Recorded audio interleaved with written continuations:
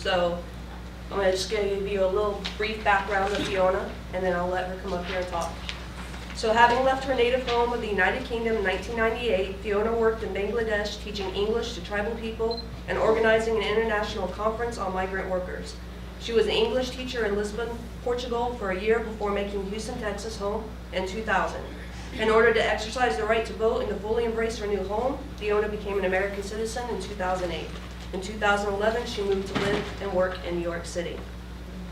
From 2000 in Houston, Texas, Fiona worked for nonprofit organizations helping abused, neglected, and HIV-positive children, assisting survivors of domestic and sexual violence, and providing compassionate care to people living with HIV and AIDS.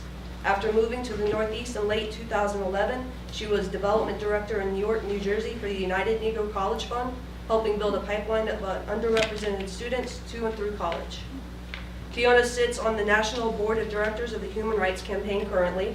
She is a former representative to the United Nations headquarters in New York City at the Foundation for the Support of the United Nations and is a member of the National Lesbian and Gay Journalists Association.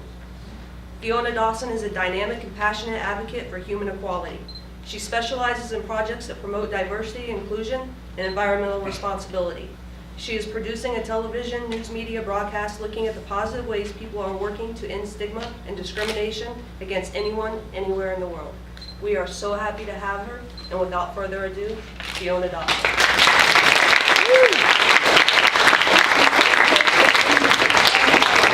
I need to add to my bio, and she has a shoe fetish. Yeah, I love red. Red is my favorite color. And you know The Wizard of Oz? And I'm a modern day Dorothy. That's what I want to be. And so you'll see red shoes everywhere. And so hence the opening slide. But it's a pleasure to be here with you today. Thank you so much. I've had the chance to get to meet some of you.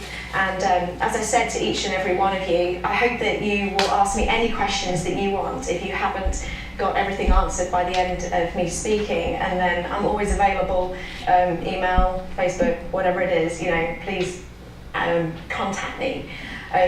Yesterday I spoke at the GSA in Austin High School, actually just outside of Houston, and it was amazing. Like the teens there, their stories are so powerful. Like I met a transgender female to male 18-year-old who lives at home, and his family is Islamic. And so can you imagine going home and living in an Islamic family when you know you're transgender? And the strength that he has is just so powerful and so inspiring. And so really, that's why I'm here today, is to be able to empower all of us and inspire all of us to be proud of who we are and share our stories. Because when we come out as who we are as authentic individuals, no matter what our sexual orientation, gender identity, ethnicity, religion, when we are proud of who we are and when we share our story, that's how we promote equality. Because we develop relationships and people come to like us or love us and respect us. And then they become immune, or their prejudice seems to disappear and go behind. And so I feel like if these 16, 17, 18-year-old kids can stand up and be who they are, then we should be able to too. So I know that you also have Day of Silence this week. I understand that you don't have class on Friday, so you did Day of Silence on Thursday. What was that like for you? What was that experience to be quiet all day? Difficult for anyone? I was at work, so extremely difficult. Oh, did you get a reaction at work? Yeah. What did they say? A lot of the customers were just like, what are you doing and why are you doing it? And I actually ended up explaining it, and my boss said that if I didn't start talking, I'd get fired. Okay. But you tried and you put out the effort, and that's awesome. Yeah, because it made somebody think and ask the question. And so Day of Silence is about bullying. And why do people bully? They're insecure. Yeah, insecure and fear. Lack of love. Lack of love. Lack of education. And bullying is about power and control. You know, in an abusive relationship, it's somebody wanting to exert power and control over another person. And the reason someone wants that power and control is because they feel like they're lacking power and control in themselves. And so a way to combat that is when you retain power and control, when you retain and be proud of who you are, then you can be immune to their issues and their problems. You can't change someone else's behaviour, but you can always change your own, or you can focus on what you do. So what I'm going to do is just walk you through my story, because trust me, I'm collecting bucket loads of interesting, juicy stories. Goodness knows what's going to happen for the rest of my life. I'm only 35, and if I've done this much, then I'm quite fearful of what else is going to happen around the corner. But the reason I'm going to share my story is because I'm proud of who I am. I've made a lot of mistakes, although I don't call them mistakes, I can call them learning opportunities. But every step along the way, I've always tried to check in with myself as to, am I being authentic? So I don't choose my sexual orientation, but I do choose to be authentic. And that is about having a voice and being proud of who you are, because when you come out as to an element of your personality, somebody somewhere in the world identifies that. And so the number of different messages I've got privately from people saying, thank you for being so vocal, because I'm too afraid to say something, but you've helped me feel more secure in myself. And so the message I leave with you is I hope that you can have the courage to speak out your voice and speak about who you are and be proud of who you are.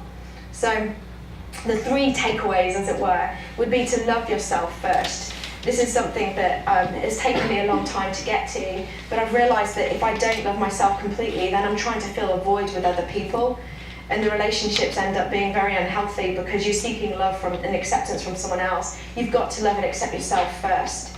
Also, life is a continuum. It's okay for things to change.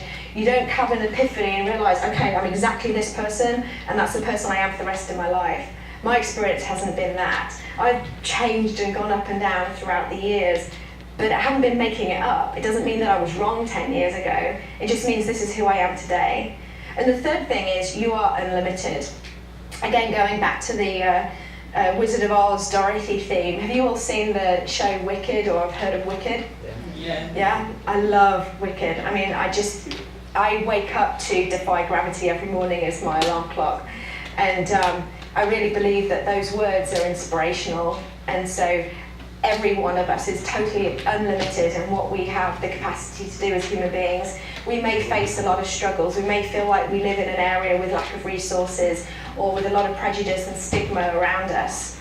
But if we have that internal strength, we truly can do anything that we want to do with our lives. So I used to I still do make the joke, although it's rather insensitive at the moment because of the terrible disaster that just happened in West Texas. But often one of the first questions I get is, I love your accent, where are you from? And my standard joke is West Texas, because obviously it's not at all. I'm very, very British with my accent. But I grew up in England, 100 miles north of London, a very small town called Boston. And it was a very rural area, and a lack of diversity in so many different ways. But I grew up in a very loving family and was really raised to love and accept all human beings. And I couldn't wait to get out of it. I knew that I would never live in England. One of my favourite childhood poems is this one. When I was 1, I had just begun. When I was 2, I was nearly new. When I was 3, I was hardly me. When I was 4, I was not much more. When I was 5, I was just alive. But now I'm 6, I'm clever as clever, so I think I'll be 6 now forever and ever. And this really resonates with me as an adult, because I came to realise that I knew exactly who I wanted to be and what I wanted to do with my life when I was 6 years old. And you have those dreams and those passions and desires, and you tell your parents and other adults in your life, this is what I want to be when I grow up. And then as we grow up, slowly that passion and enthusiasm is like squished out of us. And I personally heard messages of, who on earth do you think you are to think that you're capable of doing that? And don't be so big-headed, and Fiona, please, you've got to get your head through the door, and just don't be too much, you've got to conform. And so that's what I did. And then finally, when I kind of hit my mid-20s, I suddenly thought, what have I got to lose? And there are a few books along the way that kind of gave me inspiration. And one of them is Eckhart Tolle's Power of Now. And at the beginning of this book, where he talks about how it doesn't matter whether you're making millions of dollars in some downtown office or whether you're homeless on a park bench, you have the same equal value as a human being. You have the same capacity, and if you're a person who has done both, your value in the world is equal, no matter what you're doing. And so I really got to the point of, well, what's the worst that can happen? Okay, I could end homeless on a park bench. It just means I'm going to make friends with the homeless. I'll be fine. And so throughout this journey, I've actually made friends with lots of homeless people and had great, interesting conversations. But you've got nothing to fear. And so growing up, and by the way, I've used photos from this photo shoot my friend Monica Kresman has done, and we did this underwater shoot a couple of weeks ago, and it was extremely cathartic, especially because I've been just going through a horrible, traumatic breakup. And so I had to put these photographs into this slide, because when I see this one, it's like growing up, oftentimes I felt very lost, very alone. I felt out of place, I felt misunderstood, I felt ugly, I felt fat. I was bullied as a kid. The kids called me Thunder Thighs because I just have a curvy shape. And it really kind of brought me down. And there was one kid who, at break times, would come running out of the classroom and shout, "Dawson!" and like throw me on the ground, kick me a few times, and then run off and play soccer. And so my bullying experience affected me in many ways. I know that a lot of people have more horrific experiences, but it certainly affected my self-esteem and the fear of not wanting to be able to, not being able to speak up and feeling like you're to blame or it's your fault. Finally, my friend said to me, "Look, if you don't tell a teacher, then we will," and I had to go through that courage and that step. But so many of us face that as children. So many of us do feel alone, and it really shapes how you operate as an adult. Having said that, I have to acknowledge, on a comparison scale, I feel very fortunate with my upbringing. I had a lot of love in my life. I had a very close-knit family, eldest of three. I'm the big bossy sister, and most of my family's in the UK. But I always grew up wanting to save the world. I've always had this passion for humanity and equality. And so I went to university, got my degree in psychology. I was going to become a clinical psychologist. And in England, you have the National Health Service, so free healthcare. My parents worked in the NHS, so my plan was to go save the world, come back, go be a clinical psychologist, have a regular life with a normal job, hopefully meet somebody, have children, and live happily ever after. So after uni, I went to Bangladesh and I volunteered for 6.5 months. I lived in a mud hut in the middle of nowhere, and I brought one mascara and no high-heeled shoes, so kind of gave up a bit of my identity. But it was an incredible experience. I was 21 years old, and I really felt like I discovered myself, That was the whole plan and the idea. And the last month and a half, I volunteered for the American Center for International Labor Solidarity, helping organize an international conference on migrant workers. And it was one of the best times of my life, because during the day I was going to the slums and the clinics and volunteering, and then at night I was hanging out with the US Marines, drinking Heineken and playing pool. It was perfect balance. And so that's where I fell in love. And you can see that I call this a curveball, because we all have these curveballs in life, don't we? We've got this plan, we're going to do this, and then my curveball, the Marine, arrives on the scene. And so, of course, I fell in love, and the Marine got transferred to Lisbon, Portugal. He was a Marine security guard, so guarding the American embassy. And at that point, my wanderlust had kicked in. There was no way I could go back to England and go back on my track of being a clinical psychologist. So I thought, okay, I've got to travel and experience more, and I want to date this guy and see how it goes. So I went back to the UK, got a qualification to teach English as a foreign language, and off I went to Portugal and found a place to live in Lisbon. If you ever get the opportunity to go, it is gorgeous. Lisbon is a beautiful, beautiful city. And so there I lived with English teachers. I just packed up. I didn't know where I was going to live or stay. And in fact, I didn't know how I was going to get a job initially, so I gave myself a week, not knowing where I was going to stay that night, packed a bag and took my resume and went around every single English language school in Lisbon, just knocking on doors, wanting a job. And it was the very last day that I actually got an offer to be an English teacher. So a month later, I'm back, I'm living with people I've never met before, and teaching English and dating the Marine. And so, it was a good life. So the Marine and I decided to get married, and we end up moving to Houston, Texas, he grew up in Bridge City, Texas. Have any of you been to Bridge City? Yeah? And I love, by the way, of saying y'all. Y'all is the best word in the world. Y'all. Yeah. I am a true. I feel like I'm a Texan, seriously. But y'all and fixing to are the best, most useful words you can ever find. And I use them in New York, and people just don't get it in New York, but whatever, that's their problem. So I end up in Houston, Texas. And because I still want to save the world, that's where I start working for different charities, and Casa de Esperanza, helping abused, neglected, and HIV positive kids, and then the Houston Area Women's Center for Survivors of Domestic and Sexual Violence, and Bearing Omega, helping people living with HIV and AIDS. And it was during that time that, unfortunately, I really felt like, again, I was back to creating the life that I wanted. Okay, it had kind of curveballed a little bit because I wasn't back in England, but I felt like I'd met the man of my dreams, and we were married, and I was going to work in non-profit, and everything was going to be wonderful. But unfortunately, 6 months into the marriage, it turned abusive. And it was more emotional and verbal, sometimes physical, sometimes sexual. But again, I went back into that cycle of, it's my fault, I'm blaming myself, I deserve this. And I don't know how many of you have ever lived or know or aware of domestic violence relationships, but they go up and down and they cycle, and then you can be on a right high, and then it's not going to get better, and eventually it gets worse. And it was working at the Women's Centre that I came to realise this. And so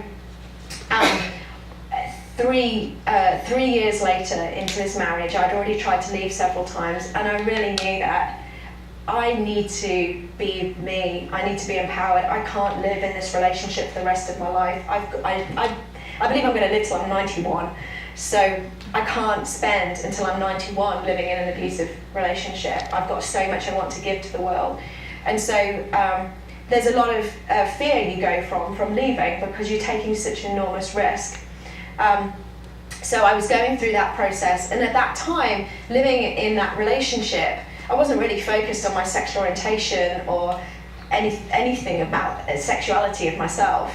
I'd been raised to be straight, as we all are, with all good intentions, but that's the norm. You just assume someone's straight unless they go another way. And I feel like the world isn't changing in that respect, in that we are kind of realizing that you don't necessarily be raised to be straight. But, I've met parents now that don't necessarily dress their kids in pink and blue and just assume that that's how they're going to fit. Like giving choice, giving options, seeing how a child evolves and what are they attracted to, and praising them and acknowledging them for their decisions and finding out who they are themselves. And so it was in the last 6 months, 10 months of my marriage, I began to realize, wow, I'm attracted to women. And it just kind of evolved into a new level of awareness of myself. And I began to realize that, I'm attracted to a woman in a way more than just a friend. And then it was when I met somebody where just fire and sparks ignited in a way that I had never experienced with anyone else that I'd been in a relationship with. Modern homes these days have a remote control to turn on a fireplace, one click and it's like, that was what it was like when I met this woman. And so realizing that I needed to get out of this relationship, and when I had this new epiphany about myself, I thought, okay, well that's it, I feel like I'm gay, there's no way I'm going to stay in this abusive relationship for the rest of my life. And so I left. Very, very scary time. He was former military and Marine. We had a gun in the house. When you leave a relationship like that, it's the most dangerous time to be. And so it was a big transition, being able to get out of that safely. And I hadn't told my parents about any of this. They thought that my marriage was happy and wonderful, and I'd kept it all hidden from them. So it was a big shock when I had when I left, I went well, the lady that I had met, I went to her house, and I had been very open with my ex-husband about what was going on internally with me, and my dad called, as he always did, on a Sunday for a chat, and my ex-husband picked up the phone and said she's with her lesbian lover. That went really down really well. But luckily I have a very supportive family, and of course I denied it completely in the beginning. I needed time. I needed to own that coming out experience. I wasn't going to let him have that from me. And I just left a relationship. That was the number one thing on my mind. I wasn't wanting to dive into into a new relationship. And so I needed to look after myself first. And so months later, or I think a couple of months later, when finally I had the conversation with my family about, well, actually, yeah, she's more than a friend. And I'm very lucky because I got a fine reception. I think they were a bit confused because I had never expressed any feelings of attraction towards women before. But they really took it in their stride. And they were like, okay, if this is you, if you feel confident about this, then that's fine. They were more concerned about the relationship that I just left more than anything else. But I'm very lucky that I had all of the support. My best friend from high school apparently told my mother when she found out, oh, Fiona will try anything once, which really hurt my feelings because I was having this really important change in my life and my self-identity, and of course I get, dismissed by my best friends, but whatever, I take risks, and so that's the reaction I got. So coming out for me was kind of easy. I came flying out the closet. I was working with an HIV/AIDS organisation, so there's a lot of the gay community behind that. I was living in Montrose, which is the gayborhood of Houston, and I automatically felt like I had a community, I had solidarity, so I was really, really lucky. I also started volunteering for the Human Rights Campaign that really kind of got this energy that I have and managed to channel it into a very focused area, because now here I was with the ability to be able to have a voice and be able to speak out about the inequality it faced. And so during that time, I actually started doing some speaking for HRC as a volunteer, because all of a sudden it was very apparent to me that I had more rights and more protections as a green card holder, married to an abusive man, as I did then as an openly gay US citizen.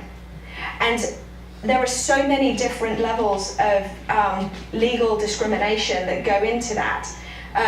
For one, close to 1,200 federal benefits that you're granted through marriage that you don't get through same-sex partnership recognition in the United States. When your loved one's in a hospital, not being able to have access to that person and make decisions. I mean, it goes on and on and on. And if you want to know some of those facts, then websites at the bottom of the handout, or speak to me afterwards. But that was the striking difference. And in fact, I'm really proud that my dad came to an HRC event in Houston, and he and I did a speech together. And his voice was, how could this be? How could the daughter that I have always loved and always will love have so many grants given to her when she became a citizen, and yet so abruptly taken away because of her sexual orientation? And so that was a next extra level of motivation for me. Furthermore, I have dear friends, and one couple in particular, two women, one's from the UK, one's from the US. They have been together in a relationship for close to 15 years. If it was legal, I'm sure they'd be married. Just by being human beings, they deserve equality. But on top of that, they actually work for a charity helping abused, neglected, and HIV-positive children. They have adopted very sick children, and they give back to the world in ways that I have not seen in many, many other people. And yet they live in fear because one of them could get deported at any time. And isn't our world about love? Isn't that the greatest gift, to love and be loved? And in any form of love, whether it's a relationship, a marriage, a partnership, or siblings, or parents, or grandparents, or whoever, or friendships, our world is about love. And to think that people are denied their recognition of love in this way is just horrific to me. And so that's where my passion keeps going, and that's why I talked a lot about, having love but without equality. However, so going back to my story, in that relationship, immediately after my marriage, I had a lot of pain, but I had a lot of healing and had a lot of liberation, and really felt like, I was finding a voice and I was finding a platform. And then my grief sets in. My mother died at the age of 54 in 2006 of pancreatic cancer. And that for me was absolutely horrific. I went through, should I give everything up? I said to her, I'll come back to England, I'll look after you. And she was determined that I didn't do that. She enjoyed hearing all these crazy stories of things that I was getting up to in the US. And so we talked every single day. But losing a parent and losing a loved one in that way really affected my timeline. My relationship after my husband had come to an end, and here I was, this empowered single woman who was ready to go out and embrace the world. And so I continued on the path of, okay, I've got to pay the bills, I've got to have a career, I've got to keep my self-esteem going up. And so I ended up doing corporate social responsibility for a bank, and absolutely loved it. Corporate social responsibility is about diversity and inclusion, environmental sustainability, helping create a financial literacy program, doing all these wonderful things, had a career track, could make decent money, I could be normal, everything was going great. But at the same time, outside of that, I was doing a lot of volunteer work. I supported volunteering for Anise Parker's campaign for mayor.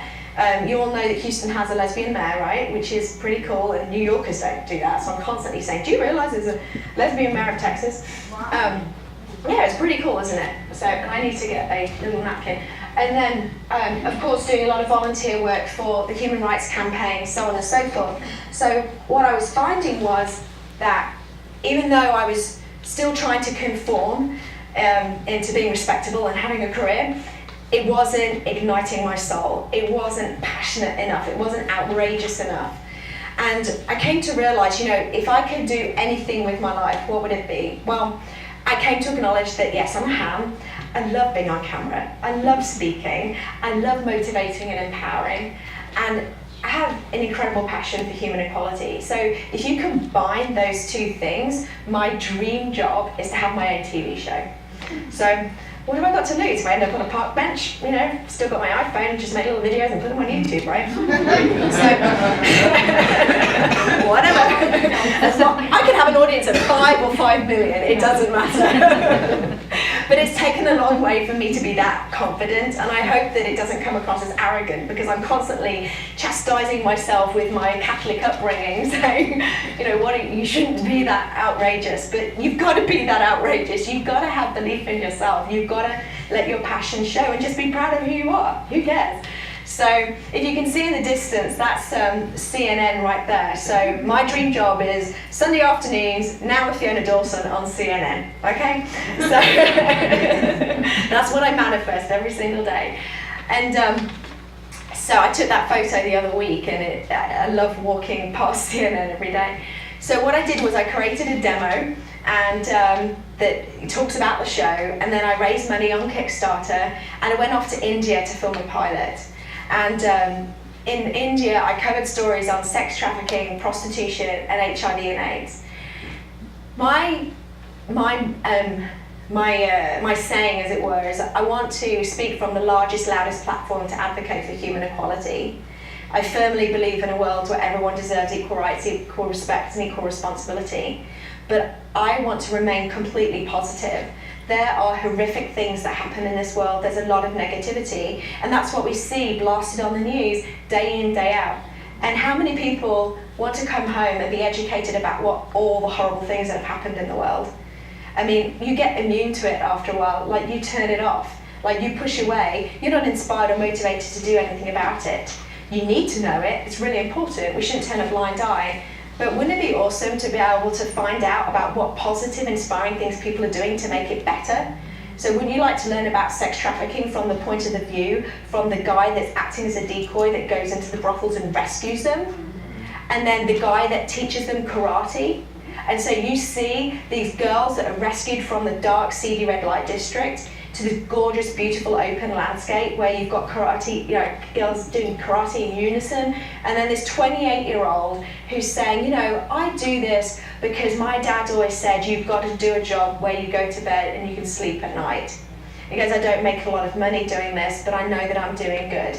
And teaching them karate not only helps their physical well-being, but it helps their spiritual sense too, And then interviewing this amazing girl, her name's Kushi, and she was sold into prostitution and she was rescued. And she and I just had this incredible moment where I knew there was nowhere else in the world that I needed to be other than that place and at that time. And we had this heartfelt hug and tears running down, and I've got sweat patches all over my clothes. But she was just beautiful and inspirational. And she said, I want to go back to my village. I want to find the man that did this to me, and I want to put him in jail. And I want to teach my younger brothers and sisters how to look after themselves so it doesn't happen to them too. Wouldn't you rather hear about that story? Because there are really good things happening in the world in so many different levels. Every single human being has felt some form of stigma or discrimination, no matter who we are. But yet there are really positive things happening that we're all doing to make it better. So after filming in India, I came back to Houston, which I now call my touchstone, and in my home I've lived there for a total of 11.5 years, and I really tried as much as I could to make my TV show from Houston. I want to put Houston on the map, I love it, and I tried as much as I could, and I'm actually still working with people on the footage in India, but I really felt at the end, okay, I've got to move to a city that actually makes television. So it was going to be New York or LA. So I sold everything I could, threw the rest in the back of a 10-foot rental truck, and drove myself to New York City, stopping in Alabama for a Subway sandwich along the way, which was hilarious because whenever I go to Subway, it's always a nightmare wherever I am, because the moment I say tomato, it's just game over. Not back any longer, and they said, where are you from? And I said, I can't do an Alabama accent. And I said, well, I'm from England, but I lived in Houston for 11 years, and now I'm driving to New York, and I'm going to go work for the United Negro College Fund. And she's like, oh my God, she runs around. Like, can you help me? Can you give me money? And why do you want to do that? You're raising money for us. And I'm like, well, yeah, I firmly believe that everyone deserves equal access to education, of course. And so, she comes and gives me a hug, and of course, her boss is like looking at her going, get back around the corner. But as I left there, I'm this incredible moment that no one could witness other than hear me tell the story. And I'm thinking, one day I'm going to come back, Oprah style, with my camera crew, and I'm going to go into that Subway and go, do you remember me? So, now whether it happens or not, again, it could be me and my iPhone. Hey, you remember me? I'll try and make it go viral somehow. But this line, courage, was given to me by a friend, and courage gets to go everywhere on my trips, except recently poor courage got stuck in a suitcase and got missed in the country for like weeks on end, so I felt really guilty about that. But you've got to have courage to do these ridiculous things. And I realised that there has to be a risk balance. If you've got children or if you have other responsibilities, then I get that you can't just drive yourself in a budget rental van to New York. But what's your equivalent? Like, what can you do within your parameters? And just go for it, because what's the worst that can happen? And so another risk that I took last year was I went to the Democratic and Republican conventions with a camera crew, and was reporting as a volunteer on behalf of Here TV, which is an LGBT network. And this guy here I interviewed, who's extremely homophobic and uses religion in the name of homophobia. And I like to go talk to people. Like, I want to go ask him questions. So I didn't go up and and tell him my opinion. But all you have to do is ask a question and give them a microphone, and then they just bury themselves. So, but just facing the you have to accept other different people's attitudes. And diversity also comes in diversity of attitude and diversity of thought. And he has a right to his opinion as much as I have a right to my opinion. But the more that we can share our opinions and share our stories, then maybe we can have some dialogue. And it was interesting, there were two girls called Bria and Chrissy, that two lesbians that were making out on the street in front of this guy. And he's standing there with his microphone, look at this, oh my God, it's an abomination, blah, blah, blah, blah. And they're just standing there making out. making out. But you know, thankfully we live in a country where you can get away with that and have some protection. And so, going back to being authentic. So I've already told you about me kind of flying out the closet as a lesbian in 2004. And, you know, it brings up the subject of labels. Oftentimes, we don't like labels. Like, why do we want to label ourselves? Why do we want to stick ourselves in a silo? And labels do provoke stigma and discrimination. I recognise that, but at the same time, I feel we should be proud of labels. Instead of using them in a negative, why don't we use them in a positive? I'm proud to be a woman. I'm proud to be British and American. You know, I'm proud of my size 7 feet. You know what I mean? It's like, I'm proud of my sexuality. I'm proud of who I am. And if each one of us identified our label and used them as from a place of strength, then I feel that they can have value and importance, because they tell people who we are. Where have we come from? What is our history? You immediately know what I might have faced when I give you one of my labels. And so, about 18 months ago now, I began to have another epiphany, again, slowly coming up. Oh my God, Fiona, are you really thinking that? And I began to realise that maybe I am attracted to men, and the only reason I'm not going on that date with a guy is because I've labelled myself as a lesbian. And so, why is that? If I really feel that I want to go on that date, then why am I not? And so in the beginning, I went on a few dates with men, and it was like I was on the down low again, you know. And, you know, I couldn't let anyone find out that this lesbian was going on a date with a man. You know, I was female Grand Marshal for the Pride Parade in Houston in 2009, so I had to go to the website, and I wanted to look at the category, and I thought, am I going to be stripped of being female Grand Marshal? Is everyone going to accuse me of being a hoax or a fake? You know, and luckily they actually did have bisexual in the description of how you qualified to be a female marshal. I thought, phew. So it's scary, because you want people to accept you, and you don't want people to think that you were lying before, because you really weren't. That's how you felt at that time. And so, you know, I came out again as bisexual, and what I did was I had individual one-on-one conversations with people that I knew cared for me and would be there for me no matter what. And that's really, really important when you're coming out. It's like, you've got to get your core and your base.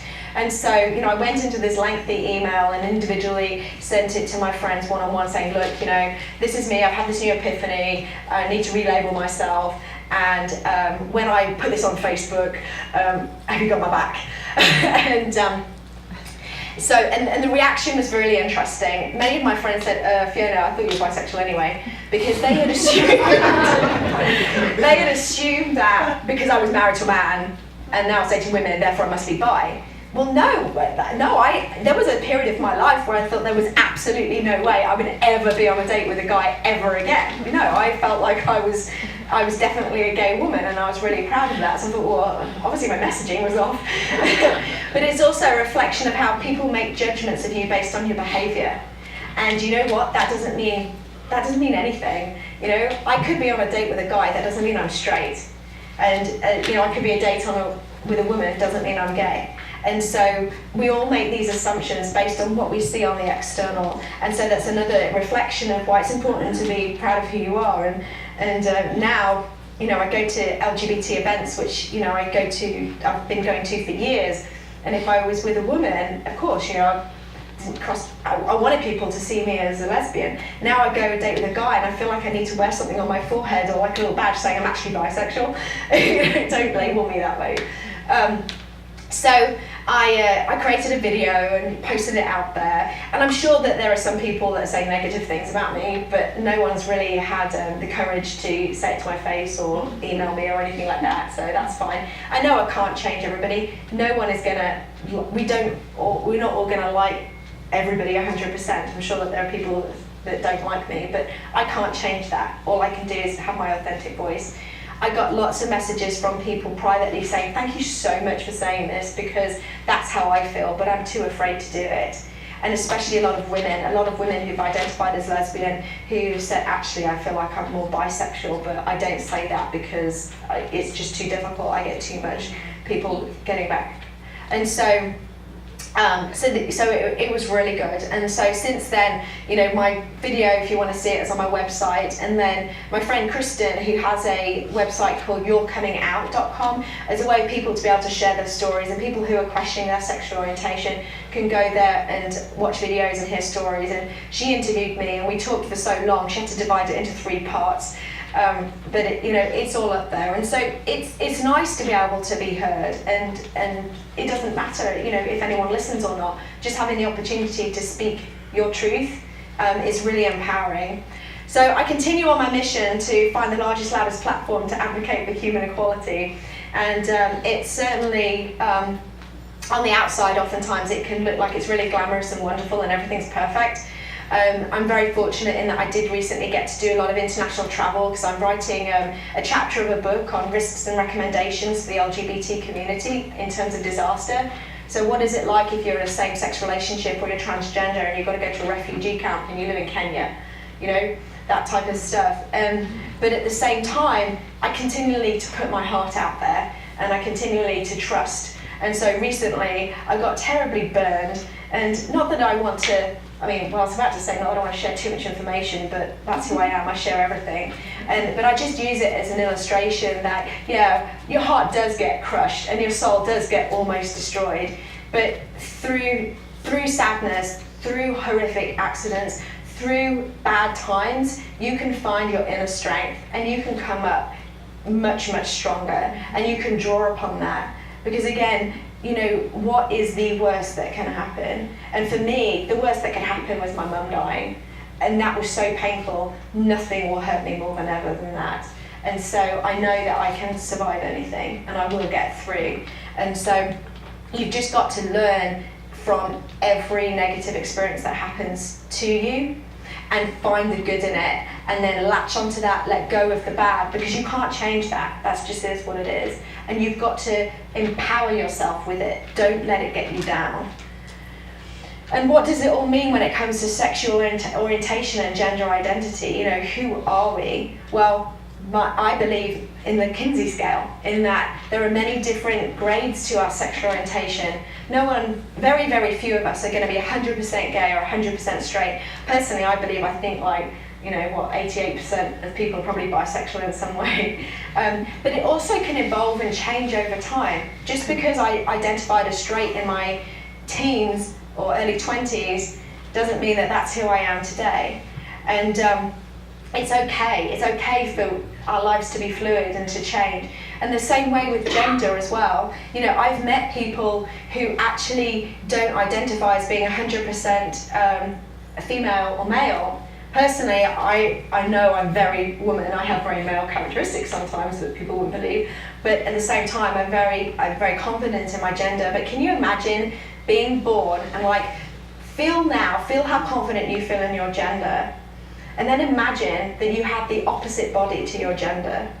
Can you imagine just how frustrating that is? I interviewed somebody recently, and to try and understand, she's transgender. She was born in a male body, but she's always identified as female, and she is actually was in the military. And I'm happy to talk about military stories, so I understand there's several people here that might relate to military. It's still transgender people are still forbidden from serving openly in the military. Even though the repeal of Don't Ask, Don't Tell happened, it means you can serve openly as lesbian, gay or bisexual, but you can't as transgender. And so for her, amazing career, very, very passionate about serving our country and being in the forces, and yet every day waking up and looking in the mirror and being shocked and appalled about what she looked like, because she looked like a guy, and yet she feels like a very feminine woman. I know if I looked in the mirror and I looked like Arnold Schwarzenegger, then I'd be horrified. And so she said the equivalent experience for her was like, the movie The Fly, and when he is a fly. She said that's how it felt. And so I feel very, very strongly about people who have gone to that level of self-reflection and internalization, and know in their heart who they are, and then having the courage to do something about it.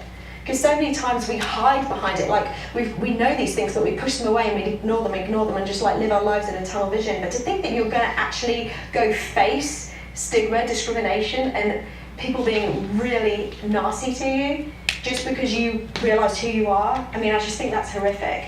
And so I love this this illustration of that. You know, what I have below this line is none of your business, but it doesn't make me any less of a man. Because we all have the right to choose, or not choose, but you know, to decide, come to our own conclusion as to our sexual orientation and our gender identity.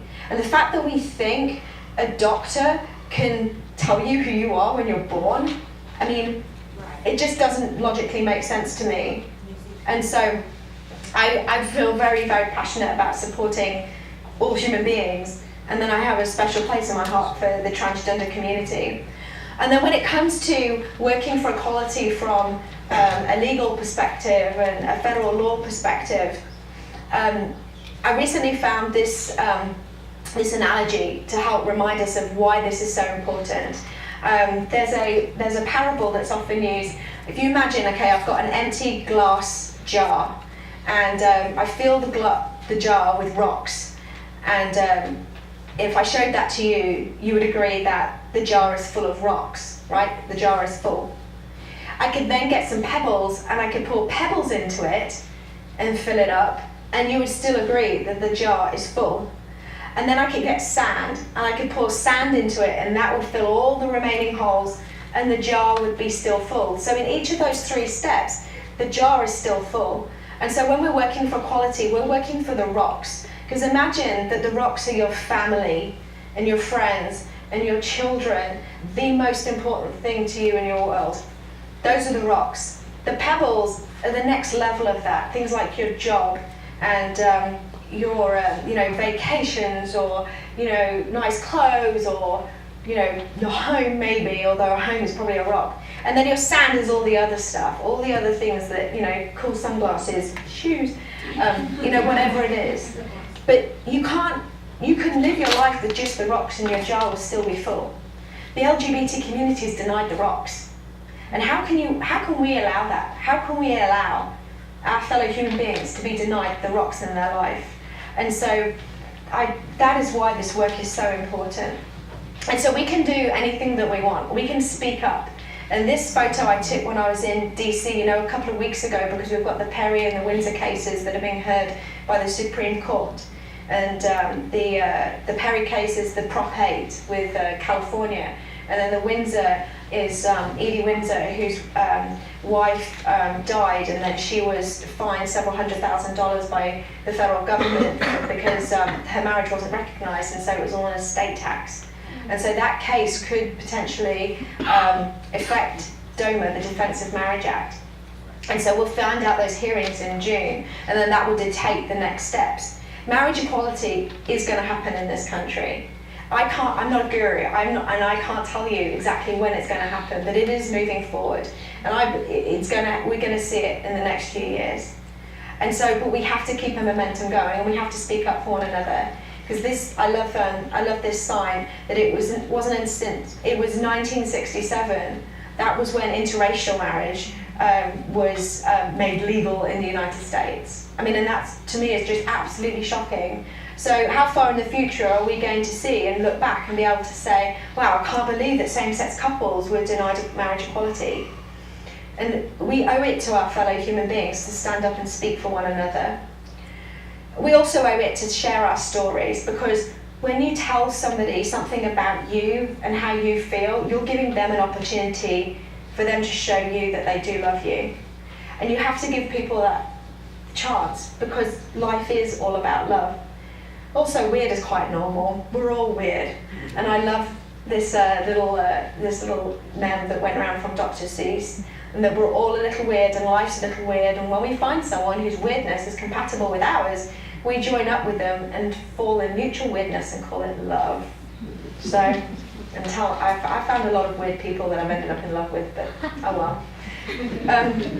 We also have to have the courage, so even when you're fearful of it, you have to find this internal strength to go out and speak your truth or face whatever it is.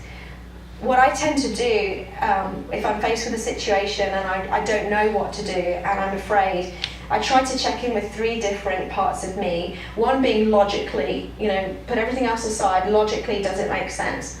The second thing is my physical reaction. And the third thing is, what does my heart and soul say? So if I imagine a situation and then I imagine something I could do about it, and I try to imagine what would it feel like to do that, what does it logically make sense, and how's my physical being reacting to it?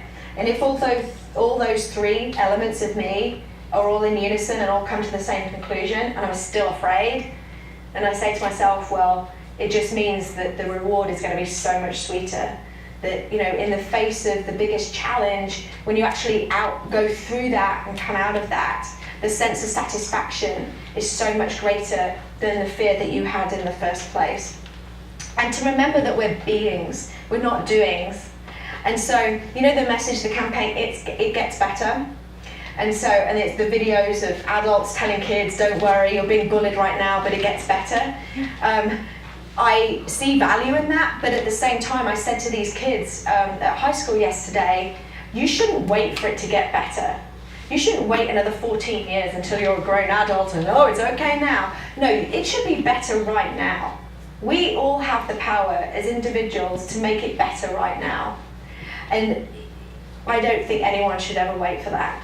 I also believe that your dreams do come true and that thoughts become things. And I might be going a bit hokey on you, but it's just who I am. But Mike Dooley with Manifesting Change is another kind of source of inspiration for me. I'm more spiritual than I am religious, but I really believe in that we do have the capability of doing anything we want. And as you can see from this cartoon, you never know how close you are. I might have my show on CNN next week, you never know. So just got to keep going. And then somebody shared this with me just 2 weeks ago because I do go through negativity too. I promise you, I'm just not all sweetness and positive light that you want to throw up. But you have to love yourself. And I realised that my recent heartbreak is probably because I was looking for external people to love me, and I need to love me first. And so when I shared this with someone, he sent me this little note. Dear me, you are the sexiest thing that has ever walked this earth. Love me. And so, why not? It makes you feel good, right? And so around my home, I have little messages on my mirror, like, damn, you're looking good today. And then a little note, you are a valuable human being, you are doing good. And then by my front door, so where I lock it, I put, there are some 7 billion people in the world. Don't let one or even a handful bring you down. Defy gravity. So, in conclusion, the 3 things that I had at the beginning: love yourself first. Life is a fluid continuum. It changes. Change happens. That's the only predictable thing we have. But each one of us are completely unlimited. So, I say go defy gravity and be happy. Thanks.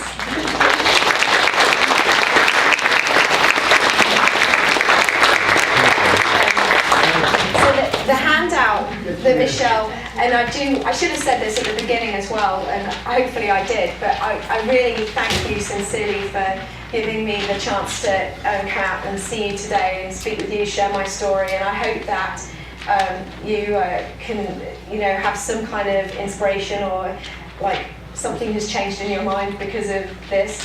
But if you ever have any questions or want to ask me anything, then please don't hesitate to do so. And thank you so much, Michelle. Thank you to the GSA. Thank you to the whole team. And thank you for all the work that you're doing, because I know that sometimes it's easier said than done. And, I lived in Texas for 11 and a half years. And I know that, that we face stigma and discrimination all over the world, including New York still. But we each do have the power to make a difference, and you all are making a huge difference. Every single one of these people, of you all in this room, are making a difference. So I congratulate you and thank you. So, the handout that I had was just something for you to take home. It's got my contact information. If you want to be Facebook friends or follow each other on Twitter and Instagram and all of that, I would love that. I'm a social media whore. So please, let's be friends. The reason I kind of illustrated it this way is, like, if you want to think a bit more about your story and how you talk about what your life is like, thinking about 3 different areas: your home, your workplace, and your community, because those 3 encompass our lives, and how you, regardless of your sexual orientation or gender identity, because one thing I have to add is that the rights of a minority were never won without the support of the majority. So even if somebody does not identify as LGBT or T, lesbian, gay, bisexual, or transgender, it's extremely important that they speak up for the rights of the LGBT community. That is what makes a difference. For many, many years, organisations have just been speaking to the choir, and if you just had 10% of the country trying to make something happen, you're not going to get anywhere. And so it has to be a national effort of all people. So thank you for everybody that is in the work. If you are thinking about coming out or you want to come out, there are just some questions to think about as you're going through that process. If anyone wanted to talk to me one-on-one, I'll be happy to help you. And although don't always follow my lead. Take action. What can you do leaving this room? What can you do from today to make this world a better place? If you care to write yourself a note, then there's a little bubble. And at the bottom there are some websites that have sources of information and stats and figures, and more than 54% of the US population now supports marriage equality, and so we are moving forward in a very positive direction. And so, okay, we're not going to get it in Texas, but the federal government will ensure that it is going to happen. And yeah, that's my contact. So love to answer any questions you might have. Anything, yeah. And earlier on, one of the things I was mentioned was you were involved with UN. And so from that perspective, Yeah. is there, what can you add, or maybe there's people here who haven't heard of CDAW? What, CDOG? CDAW, it's the women's, you call it the international Yeah. bill for women's equality, which Yeah. the United States has not signed. Yeah. And refuses to sign, and has a lot of rhetoric against it. Is there anything that you can? Unfortunately, I'm not a guru in that area. And so the question is basically, can I add any comment about the women's rights bill that is going through the UN? And there's a lot of work to do for women's equality as well. What I did is I represented a small foundation for the UN, and so I attended meetings, went to conferences and that kind of stuff, but I haven't got as integrated into the UN as I have the LGBT community. But when it comes to LGBT issues, there's still a lot of work to do internationally as well, but we're seeing a lot of movement, like New Zealand, for example, just became the 13th country to recognise marriage equality, and so in Geneva, Secretary of State, when she was at the time, Hillary Clinton, gave a really outstanding speech on LGBT issues and equality for the LGBT community, and that was very strategic as well. For her to be able to speak about that from outside of the United States really kind of puts pressure on the US to be able to garner that movement too. When it comes to women's issues, I've only been in New York for a year, but I'm actually trying to get into, working into getting some more of the committees, because domestic violence and especially women's rights is a strong passion of mine as well. So I'm afraid that I would be wrong to try and give you any more educated information other than that, but I can certainly have a one-on-one with you and find out people that might know more than me on that. Okay. Yeah. Great. You're welcome. I'm not going to lie. So.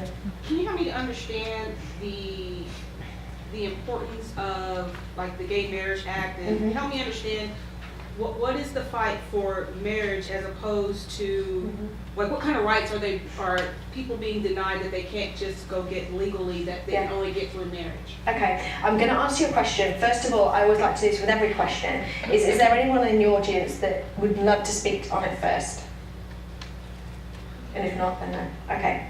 The reason why marriage equality is so important, number one, somebody asked me yesterday, why does marriage equality suddenly seem to be the only issue that's being really pushed? What about transgender issues? What about employment? ENDA is the Employment Non-Discrimination Act, that is an act that still hasn't gone through. And the reason is because everything has to be strategic. And it's about moving the country and moving opinions at the right time. And so marriage at the moment has kind of risen above all of the other issues as being the primary focus, which is why there is so much effort being pushed into marriage equality at the moment. The reason, well, again, I go back to ask a question. If anyone would like to speak on this who is in a same-sex relationship, if somebody said to you, you know, you can go do all the legal work and you can get the same rights, you just can't get married, how would that make you feel? Like if your marriage was denied? Yeah. That would really make me feel really upset because I could do everything but marry the person that I love. And that shouldn't be, you know, set in stone that I can't, because someone that's in a heterosexual relationship, they can just be like, okay, well, let's get married. We can get married just to have a contract marriage or so you can get benefits. But me, I love the person that I'm with and I can't marry. Mm-hmm. And it hurts. It hurts. So there's the emotional element. Like you are actually being denied something that your neighbour can get just like that. When you go to steps to go take, do you want to speak first? Yeah. I just want to add in too, she talked about the emotional part of it. For me and my partner, we have 2 children, so we have a lot of other concerns. And I actually did a research study that started looking at the end-of-life rates for same-sex couples and what happens. And when you're not married, you're not guaranteed, even if you have legal paperwork. So yeah, we can go get legal paperwork, and trust me, we have that in place. But my family, and I would like to think that they would never do it, they can take that to court, they can fight it, and they can say that that's not what I really wanted, that they're the family of origin, that legally they're my next of kin, and this person, because we're not legally married, doesn't need to be in my hospital room. This person doesn't need to make my healthcare decisions, even though I have it in writing that I want her to. And if something were to happen to her, their fathers could take the kids and I could never see them again. And there's really not a whole lot that can be done because a judge can overturn any kind of paperwork. I was dating a girl for 6.5 years. She died of cancer, but while she was in the hospital, the doctors and the social workers that were there denied me access to the room, and the only way I was actually allowed in was the family said that she has the right to be here. She's the one that's going to say time to pull the plug. Wow. Which, incidentally, I could not do. It's hard to leave. Thanks for sharing that story. That's incredible because after you've been together 6.5 years. I mean, I married my husband and we'd been together 2 years. We were together less than 6.5 years, and yet I could have had all the rights of marriage. But I'm sorry. Yeah, and you're lucky that you had a family that was supportive, because so many families aren't. And it's as though your relationship never existed. And so, from a military perspective, there is a true story about 2 women who got married, but because of the Defence of Marriage Act, or DOMA, their marriage wasn't recognised. One of them got sent to Iraq and was killed, and her wife, I think, found out on the internet through Facebook, because the marriage wasn't recognised, so none of the systems could go through. And so that's why, I mean, marriage affects everything. Marriage affects your employment. It affects your home, taxes, insurance. I think of all the reasons why a heterosexual couple gets married, and it's, that will give you a huge chunk of the reasons why. And then from an emotional perspective, there's also an argument of, well, what about, rather than having marriage, what about civil unions? Well, I mean, civil unions is like the same, but, what's the saying? Equal but, help me out here. Separate, but thank you. Separate but equal. And that's just wrong. It's completely wrong. Does that help answer the question? And it's like 1,100, like the number changes. I mean, we say roughly 1,200 benefits are denied. And if you go to hrc.org and any of these other websites, you can easily see a whole laundry list of all the different reasons. Why should a same-sex couple have to go to the expense of employing a lawyer to go through every single document to make sure that they're as close to a marriage as possible?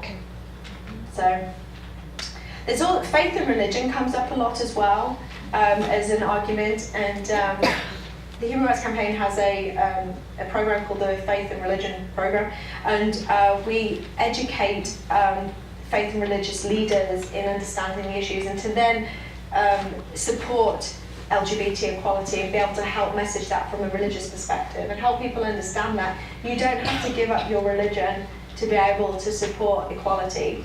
that, somebody said yesterday as well, God loves everybody.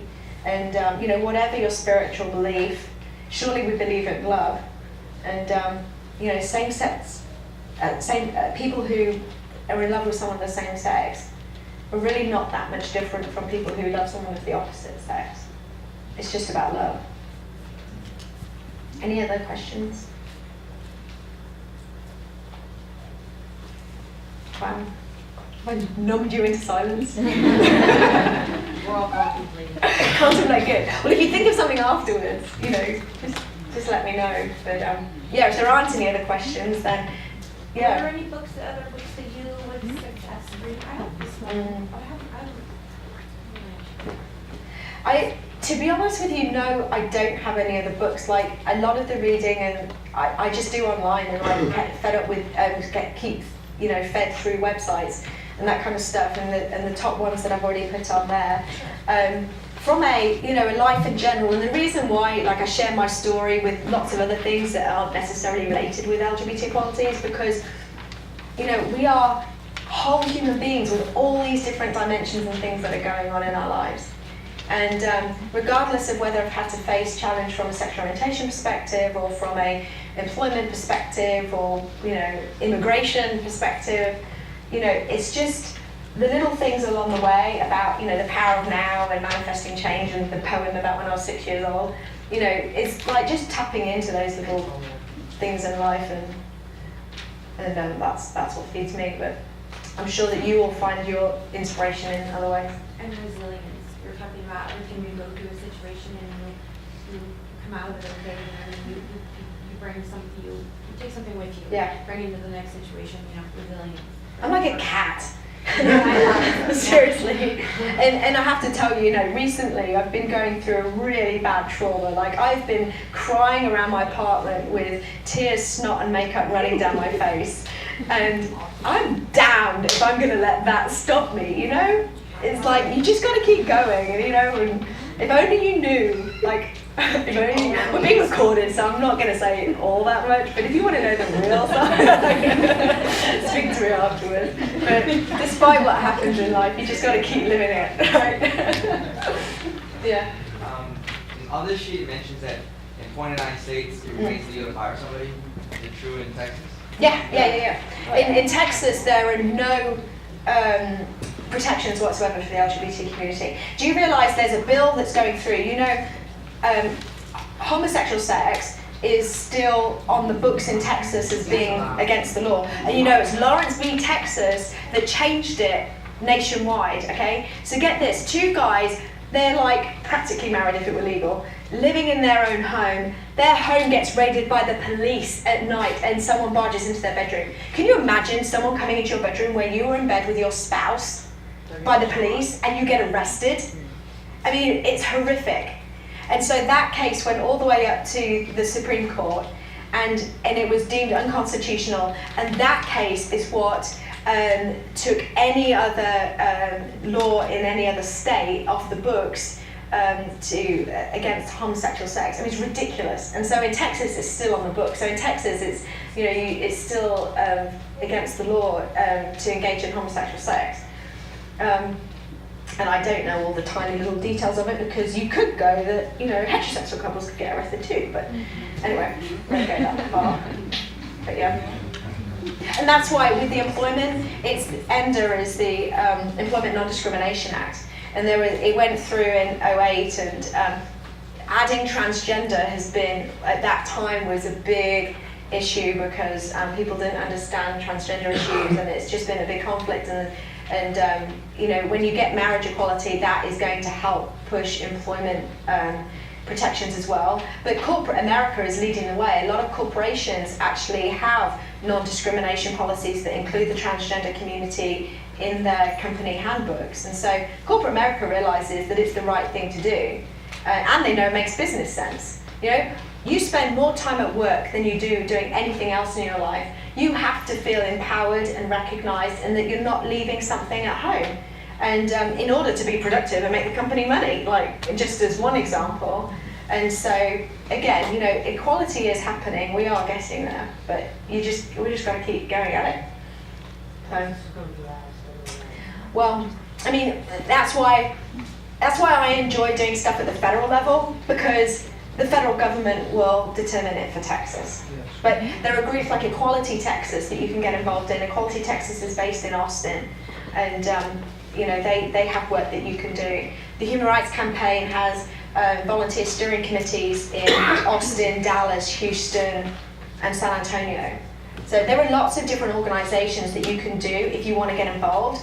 But you know what? If you don't have the time to go volunteer an organization, just by being you, living an authentic life, and being proud of your support for LGBT equality, that's doing something. That's making a huge difference. And when you stand up for somebody else, like going back to Day of Silence, when you do not be a bystander, when you stand up for bullying, when you stand up when someone else is being mistreated, you're making a huge difference in the world. All right, you got me on a soapbox again. Is that it? Just to tackle on what you said about the It Gets Better campaign. Yeah. You know, thinking about it, and after I heard about this campaign, I really wanted to make a video and shoot it and say, you know, my life is so much different now. I'm in my 30s and I have this great job, and here's what I do. But on a day-to-day basis, I look at my life and what happens and the struggles that I come into with adults, and there really is still bullying happening in the adult community. And this is where it starts, and this is how children learn about it. And so the It Gets Better campaign is very difficult for me to, I kind of walk that line. I kind of walk that line of, I love it, and then I'm like, oh, but this is still not true. So I think it's just so much more important for us as adults to spread the love to one another, and then hopefully instill that in our children, and be a mentor to those children. So that's what they want. I totally agree with you. Yeah. I totally agree with you, and you know, I have to be careful because I don't want to speak out against the It Gets Better campaign, Right, because right. yes, it's got value, but when you talk about adult bullying, I mean, we see adult bullying in many ways, but then from the fact that we have laws that discriminate, what kind of message is that sending to kids? Like, that is a form of adult bullying, and adults do bully each other, and we're role models. And so who are we to say to a 14-year-old kid, oh, don't worry, when you're in your 30s, everything's going to be fine? No, it's not. I mean, my message is, no, it doesn't always get better. It can get worse, trust me. Like, you know, I was on track to have a really normal, good life, and then all this stuff happened. But at the same time, there's a lot of amazing things that happen too. And life is a roller coaster. And so kids, just embrace it and like do what you can and love each moment that you have and live in the present, and you know, don't think, oh, you know, when I'm 20 or 8, you know, everything will be great. Well, it will be if you make it great, but you can make it great now. So yeah, I fully believe. And talking about the videos as well, I said to the kids yesterday, if anyone has a video that they want to share or get out there, you know, I'd be happy to put it on my website and like in social media it out and do whatever, you know, and help you spread your voice and your story. So everyone's story has equal value. Oh. Yeah. So, okay. Well, happy Saturday, y'all. Before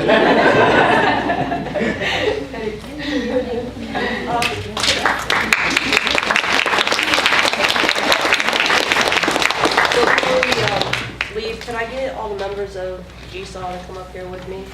The work to make this all possible today. We couldn't have had this happen without them.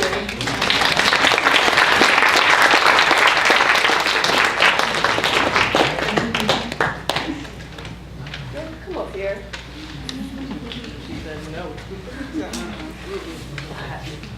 We're few, but we've been able to do some really amazing things.